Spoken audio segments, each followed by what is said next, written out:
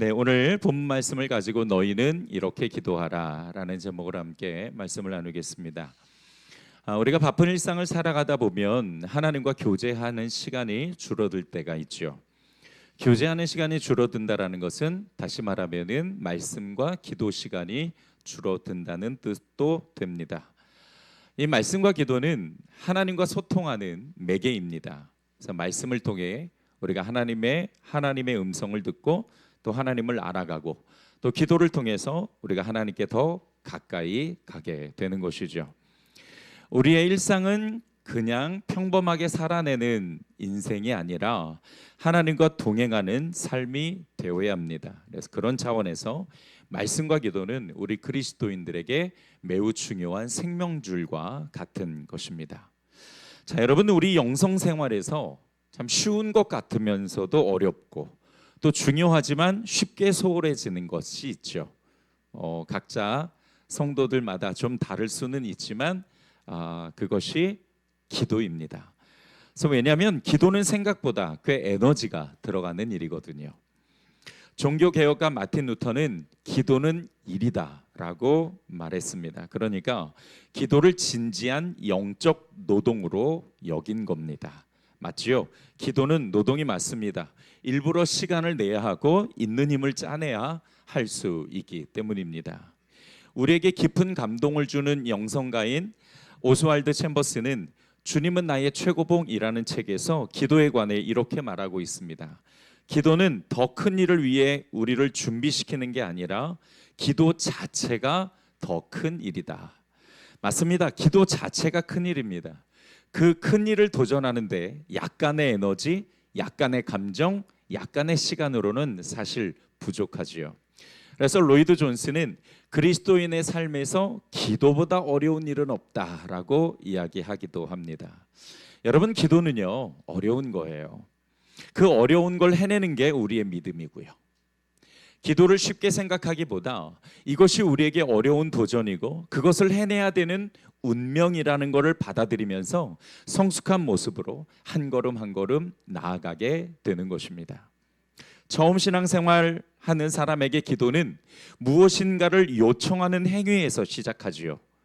그때 기도는 사실 별로 어렵지 않습니다. 그냥 필요한 대로 요청하면 되니까요. 마치 어린아이가 필요한 거를 요청하는 것처럼. 하지만 계속 요청만 하다 보면 뭔가 부족하고 아쉽다라는 생각이 들어요. 왜냐하면 요청하는 기도는 기도에서 아주 작은 부분이거든요. 자, 여러분, 기도와 간구를 같이 생각하시는 분이 계시는데 사실 기도와 간구는 같은 것이기도 하지만 또 다른 것이기도 합니다. 기도라는 큰 틀 안에 간구라는 부분이 들어 있는 겁니다. 기도를 하면 할수록 요청하는 단순한 기도에서 점차 하나님과 깊은 관계 속으로 들어가는 영적 교제로 변환됩니다. 그때 기도는 참 다르죠. 하나님의 뜻을 구하기도 하고 하나님의 음성을 듣기도 하고 성령의 인도하심을 받기도 하죠. 또 신비한 영적 체험을 하기도 하고요. 하나님의 영광과 크심을 경험하기도 합니다. 마치 우리 영성이 점진적으로 자라나듯 기도도 더 성숙해지고 자라나게 되는 것이죠. 그럼에도 여전히 기도가 어렵다고 느끼시는 분도 계실 겁니다. 제가 곰곰이 설교 준비하면서 왜 기도가 어렵게 느껴질까? 또 과거에 제가 기도가 어렵게 느껴졌던 그 경험을 끄집어내면서 몇 가지를 한번 정리해 봤는데, 첫 번째, 하나님의 존재를 인식하는데 어려움을 느낄 수가 있습니다. 그럴 때 기도가 어렵더라고요. 두 번째로는 무엇을 기도해야 될지 몰라서 막연할 때, 또 세 번째는 기도의 필요를 느끼지 못할 때가 있죠. 그럴 때도 기도가 참 어렵습니다. 네 번째는 기도할 여유가 없을 수도 있고, 마지막 다섯 번째로는 기도하고 싶지만 훈련이 잘 되지 않아 그 기도가 어렵게 느껴질 수 있습니다. 그래서 오늘은 두 번째 문제에 초점을 맞춰볼까 해요. 어떻게 무엇을 기도할지 몰라 막막해 하시는 분이나 좀 더 영적으로 깊은 기도를 원하시는 분, 그리고 기도의 틀을 만들고 싶은 분은 오늘 설교가 매우 좋은 도전이 될 것입니다. 자, 오늘 본문을 보게 되면 예수님이 이렇게 말씀을 시작하세요. 너희는 이렇게 기도하라. 우리가 이것을 주기도문이라고 합니다. 주님이 가르쳐 주신 가장 모범적 기도라고 해서 주기도문이라고 부르지요. 이 주기도문 안에 보면 7가지의 기도 내용이 나옵니다. 몇 가지가 나온다고요?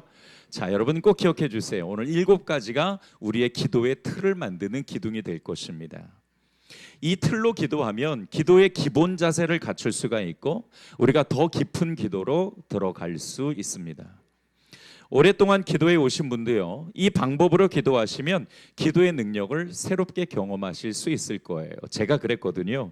그냥 막연하게 기도하다 어느 날 기도가 너무 답답하고 어렵게 느껴졌는데 오늘 이 주기도문 말씀을 묵상하고 나서 이 방법대로 기도하니까 기도의 틀이 세워지고 무게가 달라지는 것을 제가 경험했습니다. 주기도문은 우리에게 주신 최고의 기도 모범입니다. 그래서 오늘 말씀을 통해 기도의 기준을 세우고 더 깊이 있는 기도 생활이 되어서 하나님께 더 가까이 가는 은혜가 있기를 주님의 이름으로 축복합니다. 첫 번째로 예수님이 가르쳐 주신 기도는 감사기도입니다. 따라서 합시다. 감사기도. 자, 오늘 본문 구절을 보죠. 예수님이 가르쳐 주신 기도의 첫 번째 내용은 하늘에 계신 우리 아버지여 라고 말씀하십니다. 이 문장에는 2가지 의미가 있는데 하나는 우리의 기도 대상이 누군지를 말씀해 주시고 두 번째는 하나님과 기도자의 관계가 어떤 관계인지를 말해주고 있습니다. 자, 먼저 기도 대상인데 우리의 기도를 들으시는 분이 누구냐? 하늘에 계신 아버지, 즉 하나님 아버지 되십니다. 우리가 기도하는 기도의 대상은 하늘 아버지입니다. 자, 그런데 이것을 왜 감사기도라는 타이틀을 걸었냐? 하나님이 나를 자녀로 택해 주지 않으셨으면 우리는 기도 자체가 불가능하기 때문입니다. 하나님이 내 기도를 들으시는 유일한 이유 딱 하나, 그거는 나를 자녀 삼으셨기 때문에 하나님께서 나를 자녀 삼으시면서 나의 아버지가 되어 주시겠다라고 작정하신 거죠. 그것은 다시 말하면 우리가 하나님의 이름을 부를 때 반드시 응답하겠다라는 의무를 짊어지신 것이기도 합니다. 그래서 하나님은 하나님의 자녀의 음성에 귀를 기울이시고 응답하세요. 그럴 수밖에 없는 관계로 만드신 겁니다. 그래서 하나님이 우리의 하나님이 되어 주신 건 그런 영적 의미가 담겨 있습니다. 그래서 우리가 기도할 수 있는 특권을 가진 이유도 바로 여기에 있는 것이고요. 그래서 첫 번째 기도 내용은 나를 자녀 삼으신 하나님 아버지께 감사로 기도하는 것입니다. 자, 첫 번째 기도 내용을 우리 같이 한번 읽어보겠습니다. 시작. 하나님 아버지, 나를 구원하시고 자녀 삼아 주신 은혜에 감사합니다. 나의 기도를 들으시고 응답해 주실 줄 믿습니다. 아멘. 이렇게 기도하는 것입니다. 그 다음에 두 번째로는 찬양기도입니다. 뭐라고요?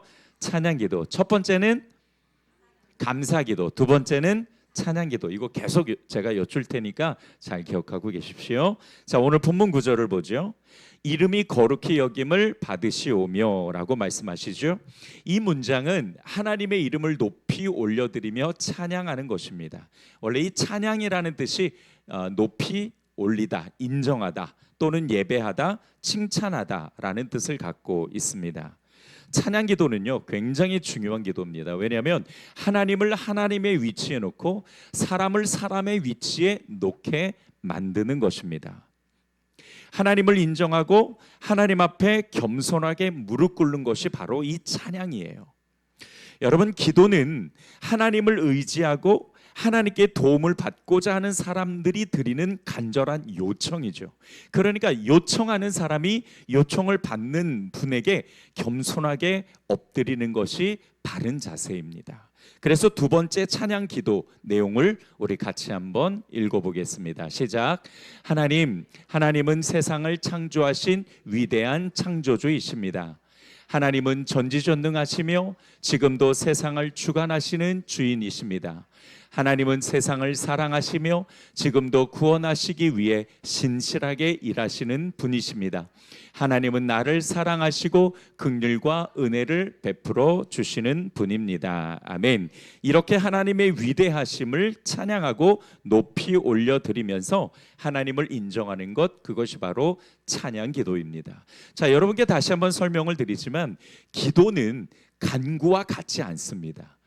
기도 안에 간구 기도가 들어있는 거고, 기도는 여러 가지, 오늘 예수님께서 가르쳐 주신 모범 기도의 7가지 내용이 다 들어있는 것입니다. 자, 세 번째는 재림 기도입니다. 따라서 합시다. 재림 기도. 자, 첫 번째가 뭐라고요? 감사. 두 번째가 찬양. 세 번째는 재림입니다. 자, 오늘 본문 10절을 보죠. 나라가 임하옵시며 라고 말씀하십니다. 나라가 임한다는 건 곧 하나님 나라를 위해 기도하라는 뜻인데, 하나님 나라는 성경에 크게 3가지로 분류되어 있습니다. 첫 번째로는 지금 하나님이 거하고 계신 킹덤, 즉 왕국, 천국이 있고요. 두 번째로는 성령님이 거하고 계신 내 안에, 내 마음이 바로 천국이고, 그 다음에 하나님 나라고, 그 다음에 세 번째는 앞으로 도래할 하나님 나라가 있어요. 자, 오늘 예수님께서 말씀하신 나라가 임하옵시며, 이것은 바로 세 번째에 해당합니다. 즉 예수님께서 재림하셔서 완성하실 하나님 나라를 말씀하시는 거예요. 성경에는요, 마지막 때에 일어날 징조에 관해 몇 가지를 말씀해 주시고 있는데, 기근이 있고 그 다음에 지진이 있고 전쟁이 끊이지 않는다라고 말씀하십니다. 지금 우리가 사는 세상이 그렇죠. 그뿐만 아니라 사람들의 마음에 사랑이 없고 용서가 없고 효가 없고 인애가 없고 완악하고 교만하고 하나님 사랑하는 마음이 없다. 이것이 마지막 말세에 나타나는 징조라고 말씀하십니다. 어떻습니까? 지금 세상과 비교하면 똑같죠. 성경에 등장하는 말세 여러 징조가 지금 나타나고 있습니다. 무슨 뜻입니까? 이제 예수님이 오실 때가 다 됐다라는 것이죠. 정확히 언젠지는 모르지만 그거 하나님만 아시니까. 그러나 우리는 예수님의 재림을 준비하며 기도로 갖추어져 깨어 있어야 되는 겁니다. 성경에 보게 되면 이제 예수님이 곧 오실 때가 다 됐으니까 깨어서 기도하라고 말씀하십니다. 그래서 우리가 기도해야 될 제목 중 하나는 예수님의 재림이에요. 오랫동안 기도하신 분들도요, 이 예수님의 재림에 관해서 그동안 기도하셨습니까? 라고 물으면 거의 대부분이 그런 기도를 해본 적이 없다라고 말씀하시더라고요. 하셨다라고 한다면 아주 훌륭한 기도를 하신 거고요. 아주 중요한 기도 제목입니다. 그래서 예수님의 재림을 준비하고 기다리면서 기도해야 합니다. 자, 세 번째 재림 기도 내용을 우리 함께 읽겠습니다. 시작. 하나님, 이제 예수님 오실 때가 다 되었습니다. 제가 주님을 맞이할 수 있는 믿음을 잘 준비할 수 있게 하시고 항상 영적으로 깨어 하나님의 뜻을 이룰 수 있는 사람이 되도록 인도해 주세요 라고 기도하시면 됩니다. 네 번째로 뜻을 위한 기도입니다. 자, 첫 번째가 뭡니까? 감사. 두 번째가 찬양. 세 번째가 재림. 네 번째가 하나님의 뜻. 네, 뜻을 위한 기도입니다. 그냥 뜻 이렇게 하셔도 괜찮을 것 같아요. 자, 오늘 본문 10절을 보면 뜻이 하늘에서 이루어진 것 같이 땅에서도 이루어지리다. 여기서 뜻은 하나님의 뜻을 말씀하시는 건데요, 하나님의 뜻이 이 땅에서 완전하게 이루어지기를 바라고 기도하라는 뜻입니다. 자, 그런데 여러분, 하나님의 뜻이 무엇입니까? 참 막연하지요. 성경 모든 것이 다 하나님의 뜻이라고도 이야기할 수 있는데, 자, 성경은 크게 두 가지 하나님의 뜻을 이야기할 수 있습니다. 첫 번째로는 하나님은요, 이 세상 모든 사람이 구원받기를 원하세요. 그것이 하나님의 큰 뜻입니다. 두 번째로는 나를 통해 이루실 특별한 뜻이 있습니다. 자, 그래서 우리가 네 번째로 기도할 내용은 세상의 구원을 위해서 기도하셔야 되고, 그다음에 하나님께서 나를 이 땅에 보내신 특별한 뜻이 무엇인가를 고민하면서 기도하시면 됩니다. 하나님은 내 인생을 개입하시고 내 인생을 만들어 가시고 영광 받으시기를 원하세요. 그것이 성숙한 인격과 영적인 열매로 나타나기도 하고 또 어떤 분에게는 특별한 업적을 이루기도 하는 것이죠. 중요한 것은 하나님께서 나를 향한 특별한 뜻이 있으시다라는 거예요. 나에게 주신 하나님의 뜻, 그것이 무엇인지를 우리가 고민하고 말씀에서 찾아서 그것이 이루어지고 또 하나님께 영광된 삶이 될 수 있도록 기도하셔야 된다라는 겁니다. 다시 정리하면 하나님의 뜻이 이 땅에서 이루어지기를 위해 기도해야 되는데 하나님의 가장 큰 뜻은 모든 사람이 구원받기를 원하신다는 것, 그리고 나를 통해서 이루실 하나님의 뜻이 무엇인지를 고민하고 기도해야 되는 겁니다. 자, 네 번째 기도 내용을 우리 함께 읽어보겠습니다. 시작. 하나님이 세상을 사랑하셔서 독생자 아들 예수 그리스도를 이 땅에 보내셨습니다. 먼저 구원받은 제가 복음을 전해서 잃어버린 영혼을 구원할 수 있게 하시고 내 인생이 나를 위한 인생이 아니라 주님을 위한 인생이 되게 하소서. 하나님의 뜻을 이루는 성공적인 인생이 될 수 있도록 도와주시고 인도해 주세요. 아멘. 이렇게 기도하시면 됩니다.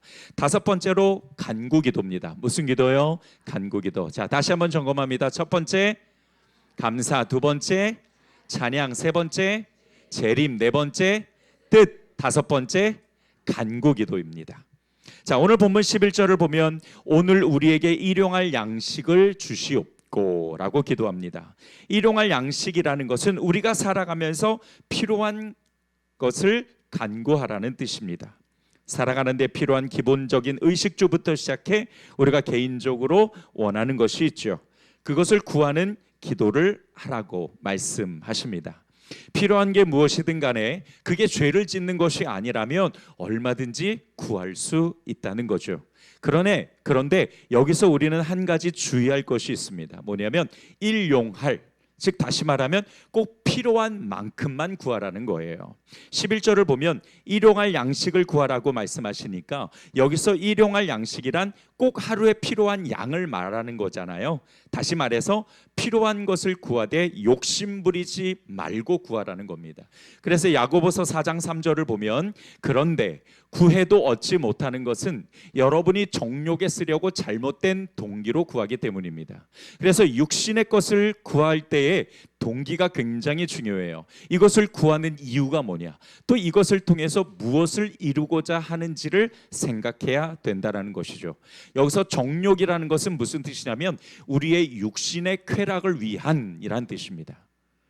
그래서 우리가 하나님 앞에 육신의 것을 구해도 되지만 이것이 단순히 영적 유익이 없는, 내 영혼에게는 유익이 없는데 육신의 쾌락만을 위한 거라면 이건 하나님이 주시지 않다라는 거예요. 왜? 그것이 죄와 연결되기 때문입니다. 그래서 우리가 육신의 것을 구할 땐 꼭 필요한 만큼만, 욕심을 부리지 말고 그것이 나의 영혼에 유익이 되는지를 따져봐야 됩니다. 자, 다시 한번 예를 들어볼까요? 여러분, 이 간구 제목, 간구 기도에 돈이나 재물이 포함될까요? 포함됩니다. 혹시 아니라고 대답하실까봐 제가 빨리 대답했는데 돈이나 재물도 포함돼요. 그런데 동기가 중요합니다. 왜 돈 벌려고 하냐? 왜 재물이 필요하냐는 거죠. 내가 돈 벌어서 단순히 나의 육신의 만족을 위해서, 나의 가족만을 위해서 쓰는 거라면 과연 하나님이 허락해 주실지는 모르겠습니다. 왜냐하면 그것이 나의 욕심만 채우게 되고 결국 그 욕심 자체가 죄가 되니까요.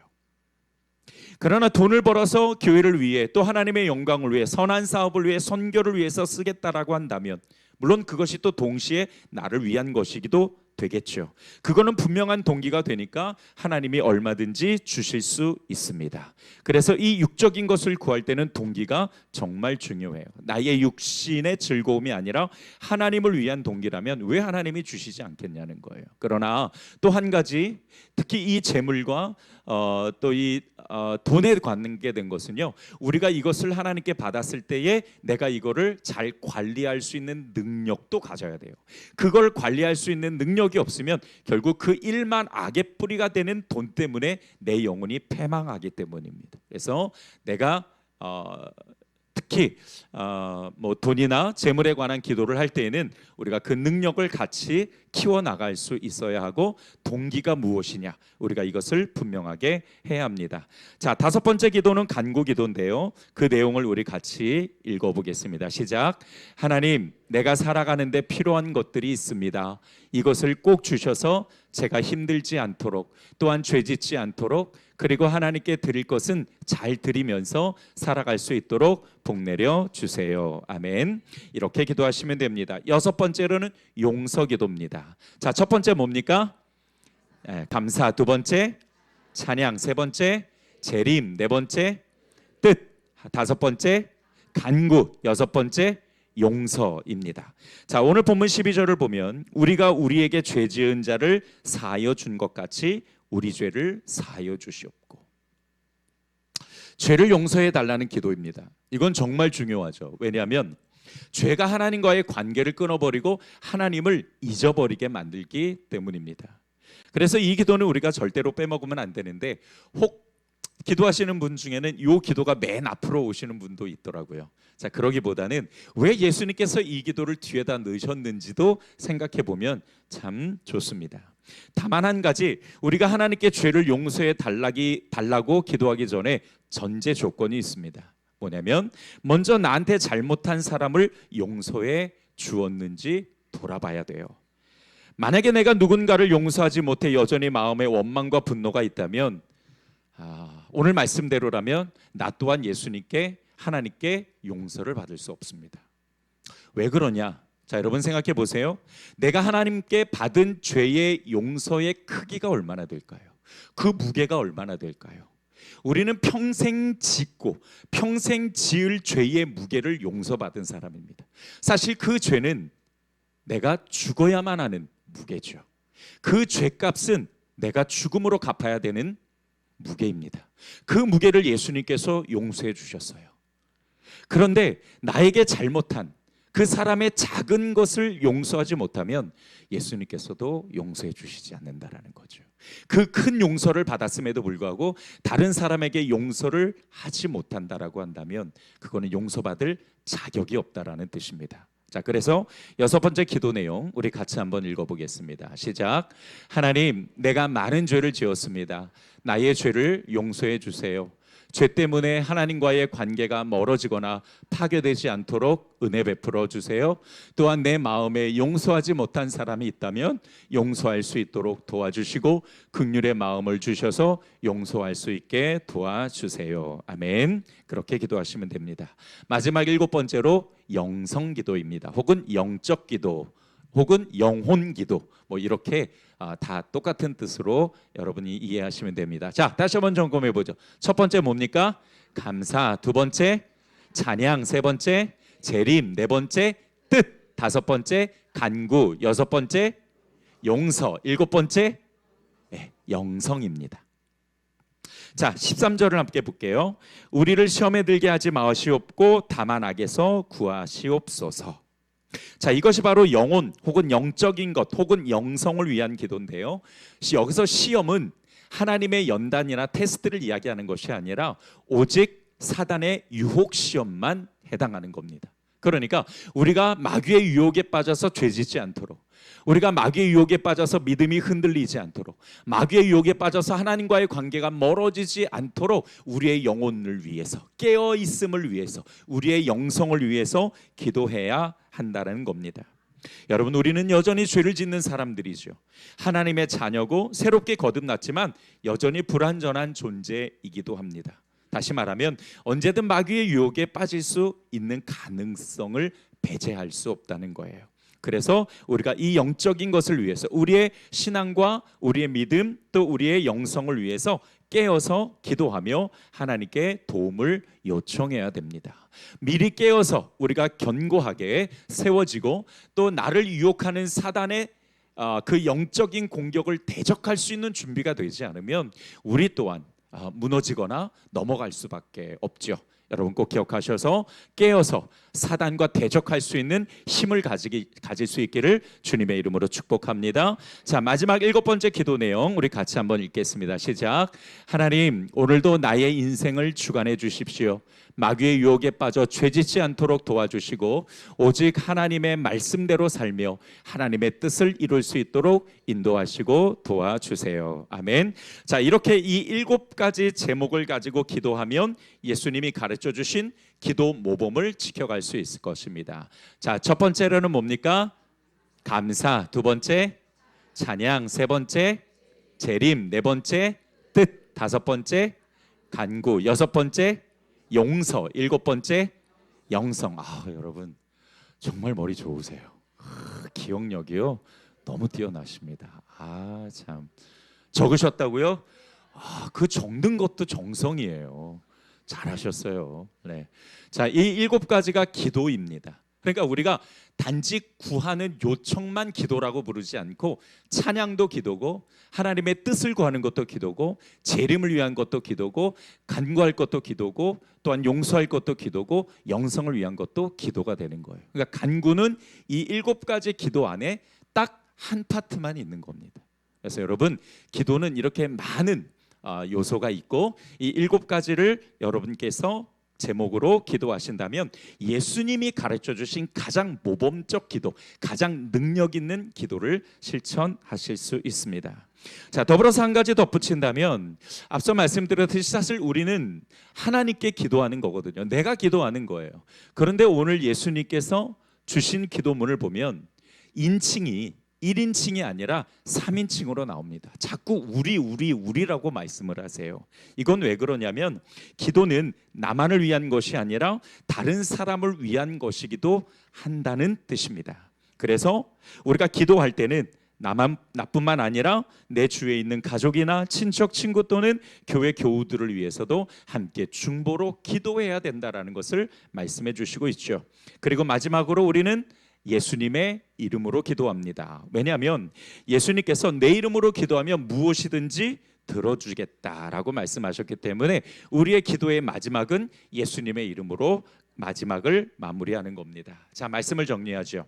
무엇을 위해 기도해야 될까? 어떻게 기도해야 될까? 우리 기도의 틀은 기둥을 잘 마련하려면 오늘 예수님이 가르쳐 주신 가장 모범적 기도 이 7가지 내용을 여러분께서 기억하셔서 기도하실 때 이 7가지의 내용을 다 기도하신다면 그 기도에 능력 있는 하나님과의 교제를 경험할 수 있을 뿐만 아니라 아마 그 기도를 통해서 여러분이 더 성숙한 기도의 자리로 나아가실 수가 있을 것입니다.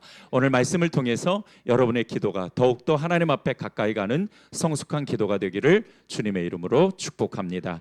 주님 감사합니다. 이제 예수님이 가르쳐 주신 모범 기도를 통해서 우리 성도들의 기도가 하나님 앞에 더 깊이 나아가며 하나님의 세계를 담을 수 있는 기도가 될 수 있도록 인도하여 주시옵소서. 예수님의 이름으로 기도드렸습니다. 아멘.